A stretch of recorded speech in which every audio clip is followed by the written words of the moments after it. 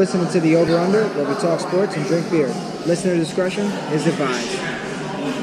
So, we got a lot to talk about in today's show, so let's hop right to it. So the first thing I want to talk about, immediate news popped out today. Obviously, the Zeke deal.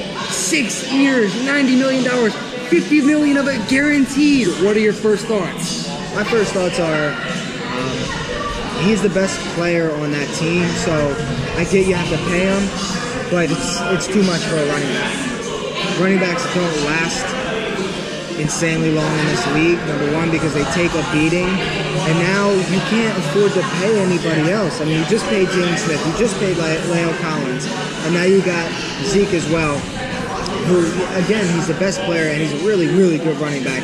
Top 2, right, in the NFL. I think it's kind of safe to say that. He's a very good player.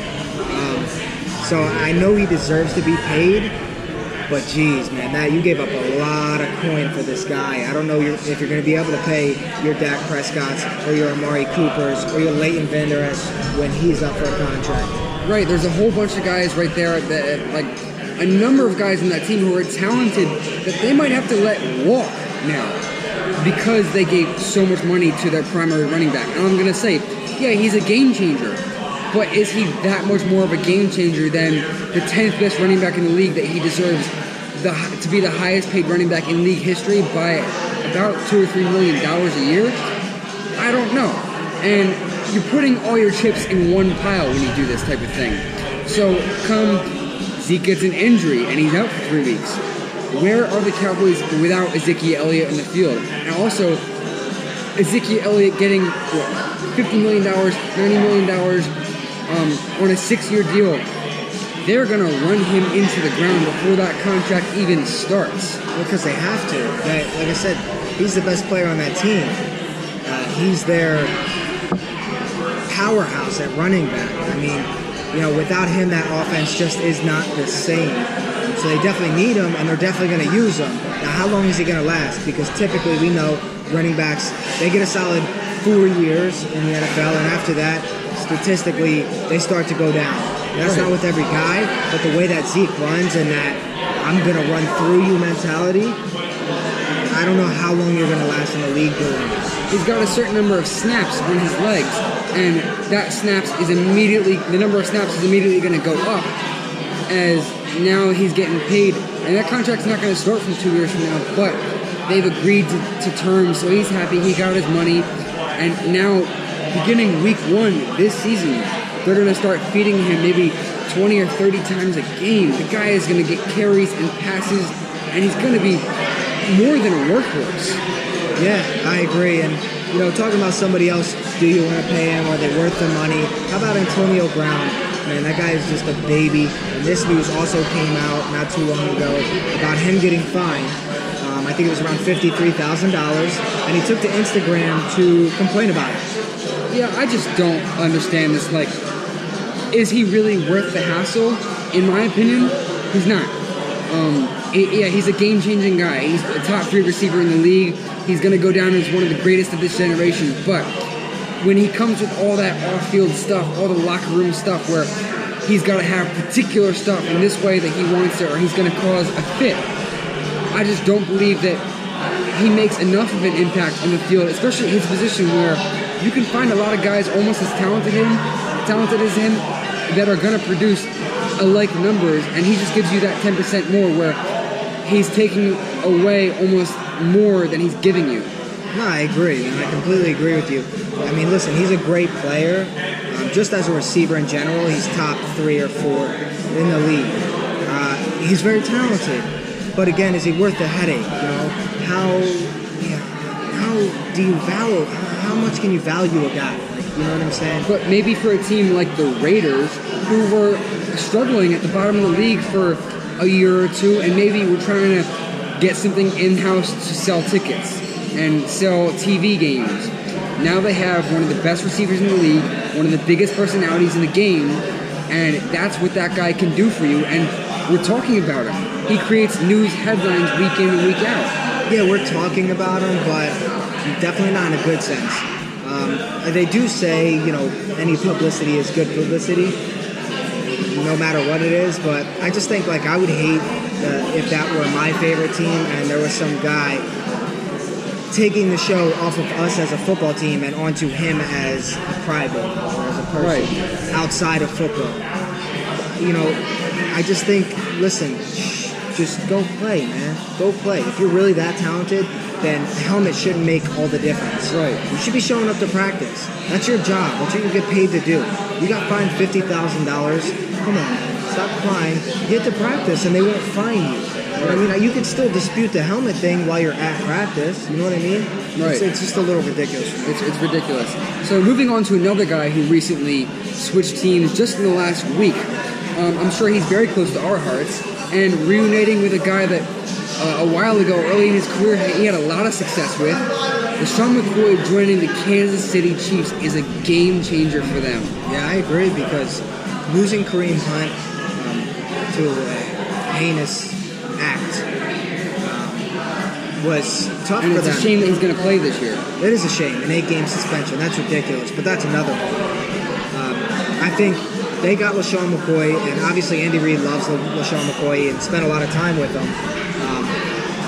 And I think it's a really good move. You need somebody in the backfield who can be dangerous, and LeSean McCoy is definitely that guy. As long as he can stay on the field, and I know he's chasing that 12K. I know that's something he's working for. He wants to get to 12,000 rushing yards, and that's a goal in his mind. And anybody with a goal like that that's trying to reach something, I think that's awesome. And I think they have the drive to play, and they want to win. And obviously, Andy Reid's close with LeSean. I mean, they were together for a pretty long time. So.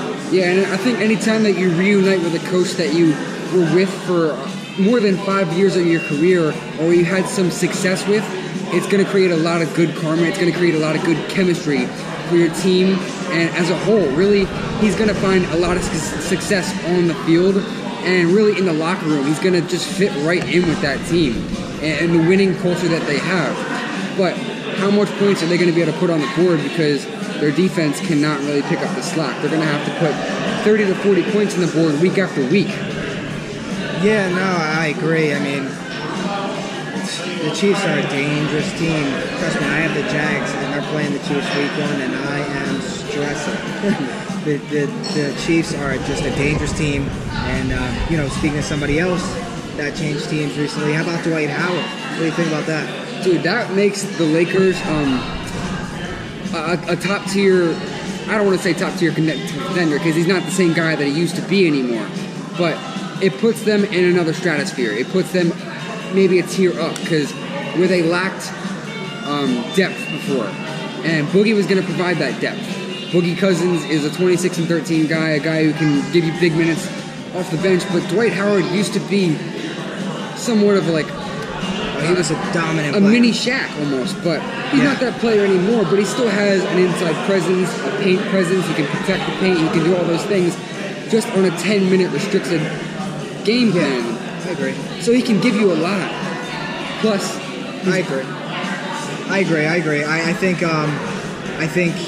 it was a good pickup. It was definitely a good pickup for them.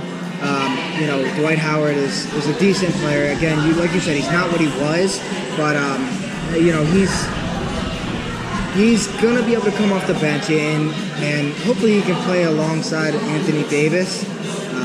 I don't think he'll have a problem realizing that the role that he should have to fit into at this point in his career.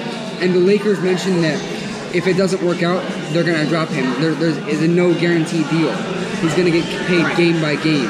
Right, exactly. And listen, hey, it's a win-win situation, really, because he goes into a situation where they can win. I mean, they have LeBron, they have Anthony Davis, and they have some other role players around them. This is a team that could win, and Dwight Howard coming into a team that is like this, he might thrive, and he might play, and he might earn his money. But then on the other side, the Lakers, they have the opportunity to say, listen, man, you're not cutting it. Sorry, but you got to go. We'll just see what kind of mindset he comes in with. Will it still be the egotistic, big guy named Dwight Howard, I want to be the center of attention, I want to have the ball in my hands, or will it be the new guy who's willing to accept his role, give big minutes when he's asked of him, he can be the focal point of the offense at times still, but he's got to be willing to play 6 minutes a night if that's what it's going to be.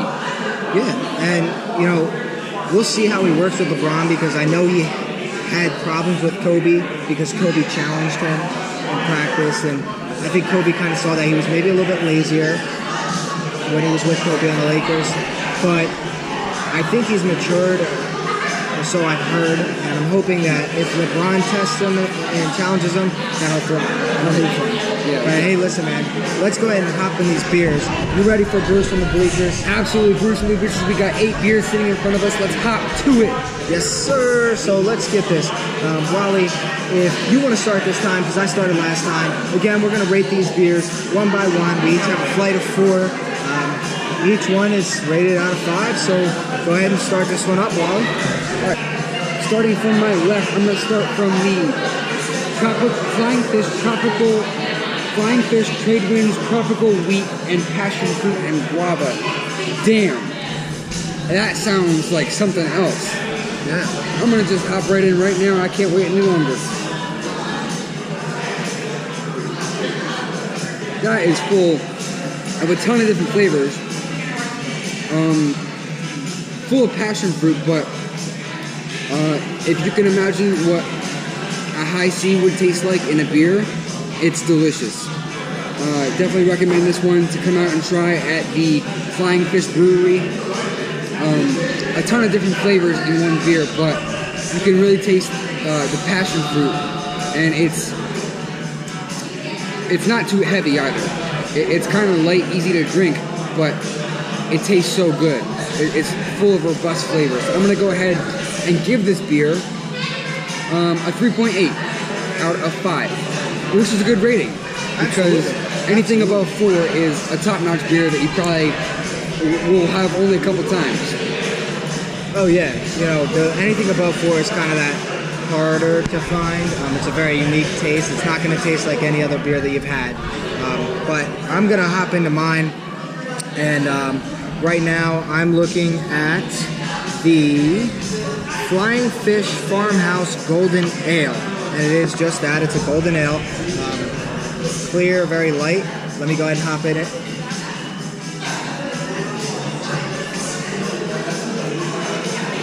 Very, it's smooth. Goes down pretty easy. Not bad. I give this one a 3.2 off the bat. Yeah, definitely. It's good. It's smooth. It's a nice flavor. All my beers this time around are lighter, so I'm not going to get that nice bitter taste that I'm used to or that I like out of stouts, but this is good. I'd absolutely get it again, and I wouldn't have a problem drinking it. 3.2 for the Farmhouse Golden Ale. Sounds good. I'm moving to my second beer now at the Flying Fish Brewery is the Jersey Juice. Shout out to all my Jersey people out there. This one's for you. And I had to get this one because I represent Jersey myself. Couldn't not pass this one over. So let's give the Flying Fish Jersey Juice a taste. You and me too, brother. I had to represent Jersey myself. A ton of flavor, but a strong IPA taste. It's not bad, but if you're into IPAs, that's your thing. I really like it. I enjoy it, but it's a strong IPA, and if that's your thing, go right ahead. But if IPAs are not really your cup of tea, I would stay away from this one. I'm going to go ahead and give this one a 3.3 out of 5. Nice. Another good rating there. 3.3. And for those of you who don't know, I don't know if we explained this last time, but IPA, that stands for Indian Pale Ale. So right before I was into beer, I would go to breweries or bars or whatever, and I'd look at an Indian Pale Ale and I'd go, nah, I'm more of an IPA guy, because I was an IPA guy back in the day. And every time they looked at me kind of funny. I didn't know why until somebody that actually knew a little bit about beer told me what it stood for. So yeah, that was weird. But I'm going to go ahead and hop into my next beer. This is called the Flying Fish Onshore Lager. It's an American light lager. Let me go ahead and do this. Now this one is sitting at 4.9% ABV. They probably asked for your ID right after you said that, because you're an experienced drinker. That's a funny story. It was pretty embarrassing, I'm not going to lie. This one has like almost a sour flavor at the end. It's different. Definitely different. It's a sour flavor at the end. But the initial taste is very good. And this is another one that Wouldn't be my first because again I like those bitter kind of things. But this is not bad. I'm gonna go with a 3 flat, 3.0 off the bat rating, just because that sour at the end is not my cup of tea, but it is good. Right, okay. 3 still strong rating. I mean, not the worst beer you've ever had, but you've had better. That'll give me a chance to hop into my third one. I've been really looking forward to this one, the Abbey Double. I hope I'm saying that right, but the Flying Fish Abbey Double. Very dark in color.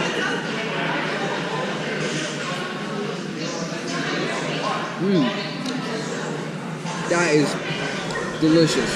Definitely a candidate for one of my top shelf beers. It's something that we've added new to the podcast recently is we're going to pick one beer out of our flight that we get, and it'll be our top shelf beer for the rest of the sports portion of this podcast that we talk about, and that'll be the beer that you get a full glass of. And this one is delicious. It's definitely going to be one of the candidates I'll choose at the end for my top flight beer. So I'm going to go ahead and give the Abbey Double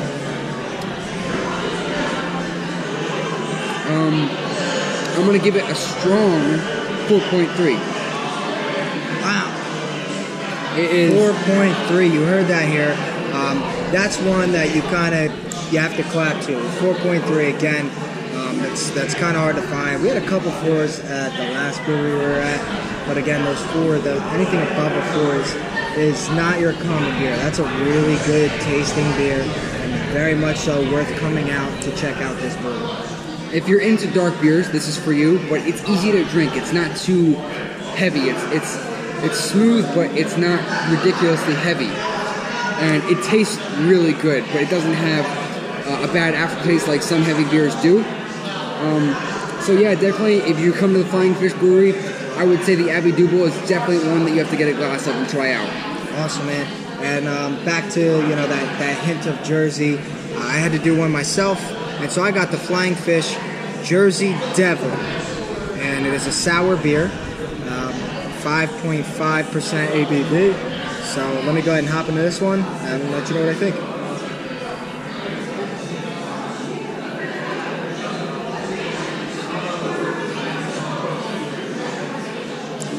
Wow.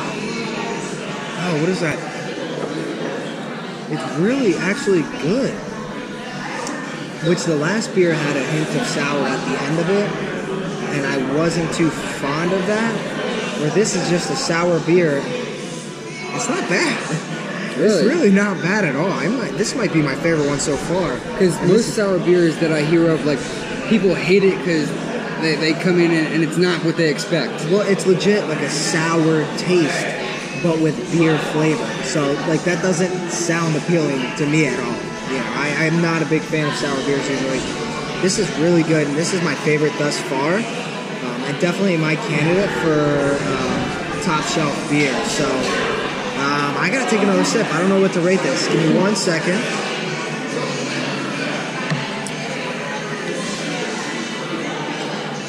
That's a 3.9 for me. That is a 3.9. That is a great beer. Again, if I am thinking about getting a sour as my top shelf beer, which means I'm going to get a full glass of it, it's got to be good. All right. 3.9. Which is rare, especially Sean, which is rare. 3.9 for the Jersey Devil. All right, fantastic. Moving on to my last beer on my palate, which is the Blueberry Baguette. This one, drinking, is 16%. So looks like I'll be stumbling on the way home, drinking these beers as fast as possible, and then drinking a full glass right after this, and I'll be stumbling out the door. So Blueberry Baguette, I had to try it because I work at a liquor store. It sells out so fast. Almost as soon as we get in, we put it right on the shelf. It sells out in a couple hours, and it sounds delicious, so I had to give it a try.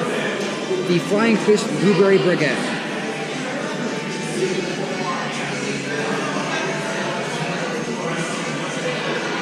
That's a mead. I don't know what to think of it. It tastes... Does it taste like blueberries? Yeah, it has a hint of blueberry taste. It's not a strong blueberry taste, a hint, and it tastes sort of like a regular, almost a lager, but it's not dark enough to be a lager. But the blueberry is so small, it's not overpowering. you know? Yeah. But it tastes good. It's just enough blueberry in there to make you want to go back for another sip and another sip and another sip. But if it was too much, I probably wouldn't drink it. I would probably rate it low. Like you couldn't get a full glass of it. Right, but this is really good. It's definitely got a strong aftertaste, which I'm not quite the biggest fan of. But I do enjoy the initial flavor of it. So I'm going to go ahead give the blueberry baguette a strong... I'm going to go ahead and give it a 3.3. Nice, Wally, and that concludes your score. So I'm going to go ahead and finish mine out, and then we'll average these scores out, and, you know, tally up the total. Yeah, definitely. And then after that, we'll get our top shelves, and then hop right back into sports. Hell yeah. So my final one, my favorite name by far is the Flying Fish Go Birds. EAGLES Eagles. Oh my goodness, that is amazing. Great marketing by them. Being in the Philadelphia area, they know people are going to get it. But let's see if the taste can hold up to the name. Let's see. If it doesn't, then it's going to get a low rating. You know, this beer has to live up to what the birds are. Definitely an IPA taste. Great strategy by them, just putting that name out there. No matter what the description is, people are going to get it. It's good. It's very good. Definitely a good job by them. Praying for a good rating because you can't rate the Go Birds one low. No, it's good. The flavor is really good. I used to be an IPA guy, and I'm not so much anymore. And you definitely have that IPA taste in there. That's what kind of turns it down. But the flavor is good. It's a really good beer. I'm gonna come in 3.8. 3.8 is strong. Wow, great. So that wraps up our palates rating right here, rating 8 beers between the both of us. And we're gonna get back to you guys in about a couple seconds with the average of both of our scores. And here we go with the total score. So we again averaged out my score and Wally's score. And the Flying Fish coming in at a whopping 14.3 out of 20. What a good score by Flying Fish. What a great score, honestly. I love this place, honestly. It's a lot of fun. You come here, and there's a ton of space here, underrated part, but the beers are great. Yeah, it's very spacious. You know, you don't feel cramped like you can at some other breweries. Right. The beer's good, fun atmosphere. A ton of choices on the menu right now. As for beer, most breweries you come in, only a couple choices, and they're delicious anyway. But here, every beer is delicious, and they have about 20 beers that you can get. Oh yeah, they have a good selection. Really, for anybody, no matter what you like, you'll find something here that you don't mind putting down the gullet. So, 14.3 for this brewery. You gotta come check it out. Somerdale, New Jersey. It's really, really nice here. The staff is super friendly. They actually just walked over to hand us some stickers, which is awesome. I'm a big sticker guy for the brewery, so that's great. Again, 14.3. If you're here, come check it out. But Wally, it's time to get our top shelf beers. Do you want to name yours first? So my top shelf beer for the Flying Fish episode is going to be the Abbey Dubell. I really enjoyed that one. It was dark, but had a great taste, great flavor, easy down the gullet, and I gotta get a full glass. That's awesome, man. You were big, obviously coming in at a 4.3 for the Abbey. That's great. So the sour, the Jersey Devil was my highest rated beer. I am a little cautious. I'm a little nervous to get a full glass of a sour beer. So I'm going to go with Go Birds. Can't go wrong with that. No, sir. Not at all. Go Birds. That's going to be my full, my top shelf beer. And let's go grab those, and we'll be right back to talk some more sports. All right, Wally. Let's go ahead and hop back into this sports here. First, we should start out with a little Lamar Odom controversy. How often do you hear his name in the news today, right? Well, usually when he's like, dying. I don't know. Or maybe because he's giving up porn. I mean, congrats for the guy. I commend him for that one. That's tough. Man's getting back in shape. He's going to make another run. What do you think? I mean, if it's really what it makes him happy, what he wants to do, for sure, go at it. But, dude, like, you don't have any more left. And I'm sorry to tell you from Marlton, New Jersey, like, this guy doing a podcast, just me who's never been in the NBA, but you don't have anything left. I'm sorry, dude. Nah, I think he just wants to get in shape and kind of get his life back together. I think a near-death experience will kind of wake most people up, you know what I mean? So I think he just kind of said, hey, no more porn, and let's get back to go as far as giving up porn, man, slow down. I mean, I don't really know where to stand on that. Listen, if that's what you're doing, if that's what you think is best, and that's what you think is going to help you out the most, then go ahead, man. As a matter of fact, I can commend you for kind of waking up. Right. Because a lot of people, they fall in these pits, no matter what it is, and they never get out of it. Right. And I can commend him for that, because that's tough. Yeah. That's like, a lot of people go down this road and never come back. This is their life for the rest of their life, and they die at a young age. But he's heading down the right path, even if his wrong path was a long way to go at first. He's heading in the right direction, so to seem.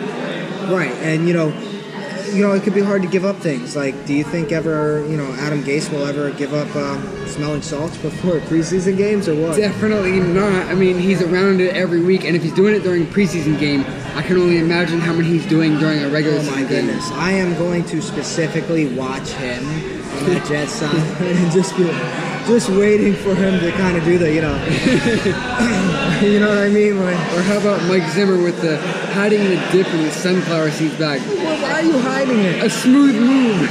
It's dip. Right, nobody cares. Why are you hiding it? It's not like you're out there smoking a joint or something. Yeah, not like ridiculous, but I mean, if you gotta do it, you gotta do it. I mean, these guys, they're not the only coaches doing this type of thing in the league. There's probably almost every coach in the league, or at least like 28 of them doing it. I have no clue, but that's just wild. I saw that and heard that, and I was like, what is happening here? We need, like, Nick Saban to come out and give these guys suspensions. So tell me. I know. So Nick Saban, what Sean's talking about, Nick Saban suspended 3 of his players for week 1 of Alabama's schedule for, hold on, wait for it, not having enough heart. What? No. Get out of here. No, I'm serious. I mean, that is such like a Nick Saban, like, I can do that type of move. He's literally like saying, I have the amount of players, I have the depth. He's flexing on the rest of the college football league. Yeah. Oh, yeah. And you know what? I love this. Because at the end of the day, sports, you're supposed to learn things from sports. Real life characteristics are supposed to be a result of sports, right?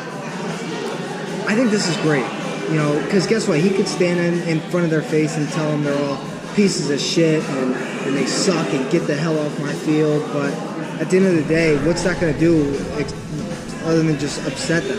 No, suspend them and really teach them a lesson. Say, hey, listen, if your head isn't in the game, if you're not doing the right thing, then you're not playing. Have fun sitting on the bench watching everybody else play. Right, and that's a testament to really Alabama's football culture. Like, if your head is not fully in the game, if you're not thinking about football 24/7 at Alabama, you're not going to play. You're not going to make the game day roster. That's crazy. Right. Yeah, no, I completely agree. And, I hate to use this because it's going back to high school, but I don't know if you remember, but sophomore year, they always put out a depth chart the Thursday before game day. Right.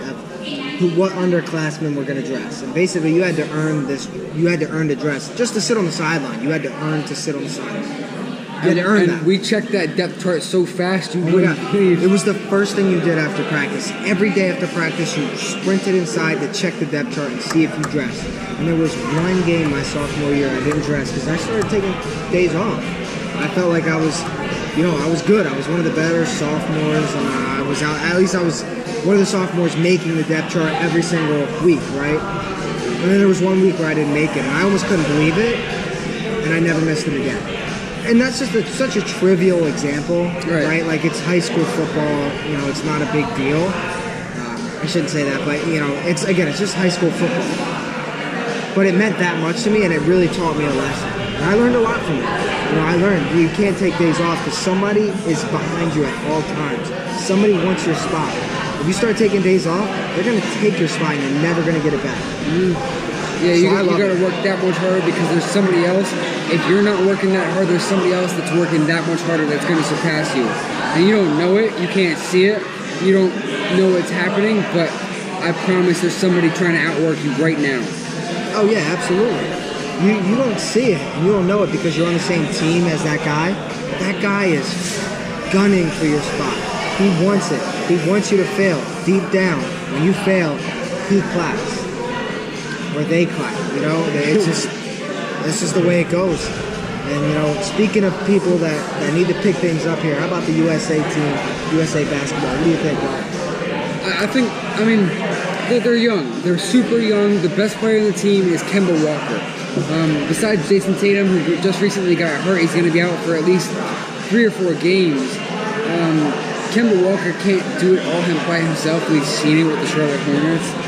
But, seriously, they're playing against not, real NBA teams, but these are guys with teams with NBA players. They have guys who know how to play basketball at an elite level. Guys with the bodies to play basketball and compete on that kind of level. So you can't just waltz in there with some young USA stars and think you're going to blow everybody out. It's going to take a lot more than that, a game plan, everything that goes with that. And this team just isn't ready for that kind of stage. So don't be surprised if Team USA doesn't win the gold in the FIBA World Cup this year. I'd be surprised if they do, to be honest with you. I think this team, maybe they should work out some Joe Johnsons, you know what I mean? Some Mellows and get these guys on the court because they really need some help. It's kind of sad because the Olympics, that's such a special thing. Or not the Olympics, I'm sorry, the FIBA World Cup. That's such a special thing to be in. Right, playing for your country. Playing for your country, right? It's such a special thing to be in. Not everybody gets to go there. And a lot of people turned it down this year. And that's why the team looks so inadequate. I'm kind of surprised they didn't call Melo and be like, yo, do you want to kind of leader this team and mentor the rest of the young guys in the team? He's one of the greatest international players that Team USA has ever seen, and they didn't even give him an afterthought. It doesn't even seem like it's a thought in most people that are involved with the NBA. It doesn't seem like it's a thought in their head. They want to focus on next season, which, I think it's awesome. You want to win, and that's what you want to focus on. You'd rather go play pickup against a bunch of other guys, which I don't understand. You'd rather play pickup ball with a bunch of other guys than go actually play in games. Yeah. But nonetheless, they want to focus on their team and the upcoming season rather than, the FIBA season. So, which I get because playing the FIBA season is grueling. Think about it as Giannis is playing in the FIBA season, so his NBA season, the basketball season for him is now going to be that 2 months longer than it is for everyone else. Right, like you said, it's a lot. First of all, the game of basketball is a lot more physical than people who have never played it think. It takes a toll, and I can understand wanting to let your body rest. I get that. It's hard for me to fault the people that didn't play because if that's what your mindset is, if your mindset is, I want to let my body rest, I want to be ready for next season, then hey, more power to you. That's okay. I don't mind. That's okay. At the end of the day, your team winning a championship is far more important than this. Yeah, exactly. So I get it, but I almost feel like it's just not important to people when it really should be. This should be an honor for you to get invited to. And if somebody says, I want you on Team USA, I feel like more people should be like, hell yeah. Absolutely, but again, this is the FIBA World Cup. I think more guys will turn out next year when the Olympics come around. You'll see all the, LeBrons, Durant's, Kyrie's come out, Russell Westbrook, James Harden. All those guys will definitely come out for the Olympics because it's on a different scale. But for the FIBA World Cup, it's like, okay, where do we really win? It's the World Cup. I get it, but it's not on the same tier. And yeah, and I agree. I get that. Like I said, your team is the most important thing. Go out and win for your team. I think, maybe they should start looking at retired players. Why not get Kobe and Shaq on the court together? Honestly, they could probably do a lot more damage than some of these young guys are doing right now. Some of these scrubs. Right. Everybody knows Kobe wouldn't let Turkey almost beat them. Dad bod Kobe would be out there crossing guys up, dunking. Kobe would be out there. Well, as long as Kobe and Shaq aren't beefing on the court, I think we'd be good. Yeah, as long as they don't brawl on the court in the middle of the game, then they should be fine. They'll win. But, speaking of that beef going on right now, it's kind of comical watching it from the outside. It's like these two guys whose careers ended like 4 or 5 years ago, both of them, and now 4 or 5 years later, they're still beefing about what happened more than 10 years ago. Yeah, and, they actually did an interview, almost kind of like where they interviewed each other a little while ago, and it was really good. And I don't think there's really any beef there. I think there's hard feelings, obviously, and they were both very competitive after Shaq left the Lakers, and they both wanted to win championships without the other. And they both were successful in that, but I think some things are taken out of hand. Right. Each guy was out to prove that he can do it on his own. And after having one having the other for so long, and at some point, Shaq just took over in the finals, and he was like, yo, I'm going to do crazy stuff because I'm Shaq, and I'm going to dunk over the entire team right now. And then Kobe was like, I need to get up 10 shots in 10 minutes, and I'm probably going to have 15 points. And they're just fighting. They're two strong-headed, strong-minded guys, ball-dominant guys, and both extremely talented, extremely hard-working, but lots of times those kind of personalities can't fit on the same team because they're both alpha dogs. When you have two alphas on the same team, it becomes a question of every practice, who's going to take the reins, who's going to lead this team, and then the two alphas begin to fight and everybody just kind of backs off. It's an interesting dynamic because of what's going to... it's already over, so... Yeah, it's really not... There's not that much there to make out of it. I think Kobe just basically called out Shaq the same way he would call out other players like a Dwight Howard. If you worked harder, if you were in the gym, I would have won more championships. Okay. And something that Kobe doesn't realize is because he has that quote-unquote Mamba mentality where, he's going to do whatever he can to outwork you and beat you. He kind of feels like if they're not working as hard as me, then they're doing something wrong. And he'll call players out. And I think what Kobe needed to realize, because it really doesn't matter anymore, is that not everybody operates with the same mindset that he does. And it's awesome. And it's so cool. And everybody would love to obviously operate like that. I would love to operate like that, and it's great to have that Mamba mentality. But some people just don't work like that. Their minds are not wired to do that. You know what I mean? He goes literally 120% in on every single tiny thing that he does about his life. And that is such a hard way to live. Going all in on stretches every day. Such a small part of your workout. Dude, the amount of times I try to convince somebody that 40 minutes of sleep is not better than getting an hour of workout in, and it just doesn't work. They're just not, they don't operate that way. They think that they would rather sleep for an extra 40 minutes than wake up 40 minutes earlier and get a nice hour workout. Right. It's just the way people, it's strange. I don't get it either, but, I think that's part of the reason that Kobe had a beef with Dwight Howard and a Shaq. Yeah, and I feel like this beef is gonna surface again in a couple of years from now when the conversations start back up, and Kobe's gonna say something again, Shaq's gonna say something again, and this is gonna start right back up, and we're gonna be talking about this beef again in a couple of years. It's never seems going like- to die. It seems like every couple of years we always talk about this beef. You know, it is what it is. Again, they're retired. It really doesn't mean much, but it's just something to think about. Because, you know, if they were, or if they did stick together, who knows what they could have done. It's pretty cool. But Wally, what do you say? You know, they're having a last call here at Flying Fish. So what do you say we wrap this thing up and do some over-unders? Absolutely. The name of this podcast, we got to get some over-unders in. So we have 2 for you guys tonight. The first over-under, you know we got to get some Eagles in this podcast. So the first over-under we're going to have for you guys is Week 1 game, Eagles and Redskins. The over-under for the game is a total combined points of 45 points between both teams.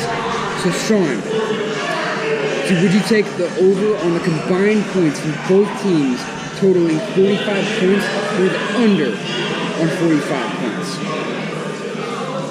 This is a tough one because I really like the Eagles offense. I think they could be powerful. I'm going to do a bold move here. I'm going to say the Eagles can score 35, and I could see the Redskins putting up 17. I'm taking the over. Bold move. I'm taking the over on 45. All right, I see you. I think the Eagles actually going to... I'm not biased, I promise. I mean, maybe a little bit, but the Eagles do have a good defense. The Eagles have maybe a top 10 defense in the NFL. So I think with that defense, they can create a lot of havoc. They're very good at rushing the passer, but they also have a strong veteran secondary. So what that creates is a juggernaut defense that's hard to score on. So I think they're going to hold the Redskins to about 10 points, maybe 12. Like anywhere from 10 to 15 points, around that range. I think they're going to hold them to a low-scoring game, and the Eagles are going to score probably no more than 30 points. So I'm going to take the under on this one because I think the Eagles will score a lot of points, but they'll hold the Redskins to a low amount of points that they won't hit the over-under. Okay. And again, that was a bold statement by me. But I do like it. So you got the under, I'll take the over, and we'll see who wins, Wally. But here's mine for you. And this game is very special to me because I have Aaron Rodgers and I have Devontae Adams on my fantasy team. So I'm really hoping they ball out. But this Bears defense is really good. So Wally, I'm going to ask you. I got the over-under on the Bears-Packers 39 and a half, Wally. So 39 and a half for this Packers-Bears game. What do you think? Over or under? I think I'm going to have to take the under of this one. How can you not take the under? I mean, 39 and a half is not a lot of points, especially with 2 pretty good quarterbacks at the helm and 2 decent offenses. But the defenses on both sides, especially on the Bears side, I mean, Khalil Mack manning the middle, but the rest of the defense surrounding him is absolutely still stacked. And that defense flying around like they can, if they really are coached well during the game, can hold the Packers and Aaron Rodgers to less than 15 points. But I also think the Packers defense is not bad. They can really get a lot. I mean, they can hold the Bears. I mean, Mitch Trubisky is still a young quarterback. They don't have much else there. So they can hold the Bears to less than 20. So I'm going to go on the under with this one. Sean, what would you take? Well, take care, guys. Thank you. You as well. Well, Wally, be honest with you,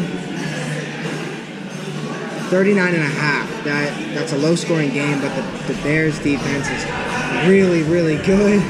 They're very good. But Aaron Rodgers could get hot. We know who that guy is. Well, last year, listen, the same thing happened last year where the Bears were up. It kind of looked like they had the game in the bag, and then all of a sudden Aaron Rodgers comes back. He got carted off the field and then comes back in the second half and just dominates, and they win. So I'll take the over. I don't feel great about it, but I'll take the over, and let's see what happens. I mean, if that Rodgers LaFleur thing really works out, they could put up a lot of points. I mean, they could be like one of the best offenses in the league because we know what Rodgers already can produce. And with a guy like LaFleur and Rodgers really taking like actual advice from somebody, Aaron Rodgers is already set in his ways. He's a veteran quarterback, already got a ring, already got an MVP. The guy is not going to change for anybody. But he's making adjustments for, like, a coach that he's never been with before. And that just shows that he believes in him. Yeah, no, but that also scares me. Like, I don't know how this team is going to come out. I think the media has done a good job at maybe blowing this thing out of proportion. I don't think it's as big as they make it seem to be in terms of this Aaron Rodgers, Matt LaFleur thing. Like, I think they'll be fine, but nonetheless, they're talking about it, and it does scare me a little bit. So I guess we'll have to see. Right, and Mitch Trubisky, another guy who can get hot. So we'll see what happens. But definitely two stout defenses going head to head. We'll see what happens this Thursday night, tomorrow night, guys. Tomorrow night. That means, yes, we are recording on Wednesday. Right. The NFL season opens tomorrow, guys. You cannot Super be more excited about this. Super excited. Anyway, thank you guys so much for listening. It truly is an honor. Wally, thank you for doing this with me. Thank you for Guy and Boardwalk. And thank you, Flying Fish. We will edit that out. Thank you, Flying Fish. And we'll see you guys next week. Right. And if you're on iTunes right now, please give us a 5-star. It really helps us in the ratings. Leave a comment about what you enjoyed and didn't enjoy about the podcast. We really appreciate it. And again, follow us on social media, whatever it is, Facebook, Twitter, Instagram, or YouTube. And if there's anything you guys think we can improve, or any suggestions you guys have, or anything you want us to touch on, please let us know. We're always looking out for what people think, and truly we care about you guys. So thank you very much. Yeah, absolutely. We want to hear from you guys. Thank you guys for listening a ton.